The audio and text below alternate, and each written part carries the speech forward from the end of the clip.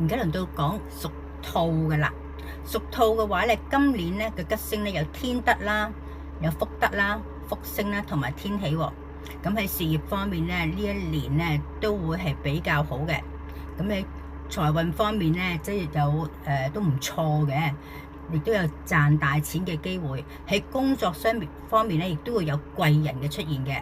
咁但係空星裏邊有啲乜嘢？有披麻啦、捲舌啦、連殺啦，同埋呢個絞殺嘅，同埋一個咸詞喎，即係代表佢是非就比較多啦。尤其是女性啊，情緒嘅起伏咧都係不定嘅嚇。話明捲舌啊嘛，其實都係一啲是是非非嘅嘢多啦。咁而且亦都有一個孤獨嘅感覺嘅。咁啊，留意家中嘅長輩啦。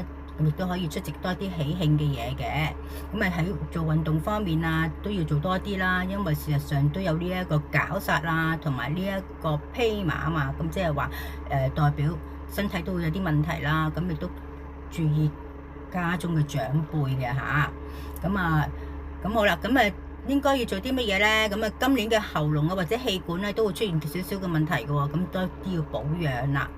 咁而佢嘅吉星有啲乜嘢咧？有吉幸運生肖有啲乜嘢？屬狗同埋屬羊嘅、屬豬嘅都係你嘅幸運生肖嘅朋友嚟㗎。咁所以多啲同狗啊、羊啊、豬啊咁一齊嘅話咧，咁對你咧都會帶嚟好運嘅。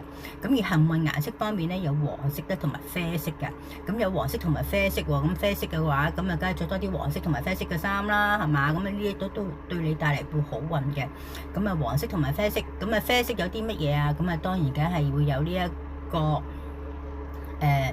七香12串啦，係嘛？7香12精啊，應該係話咁中藥係呢啲中藥嘅手串嚟嘅，咁多帶呢啲咧，咁對身體都係好啦，係嘛？亦都會帶嚟好運嘅。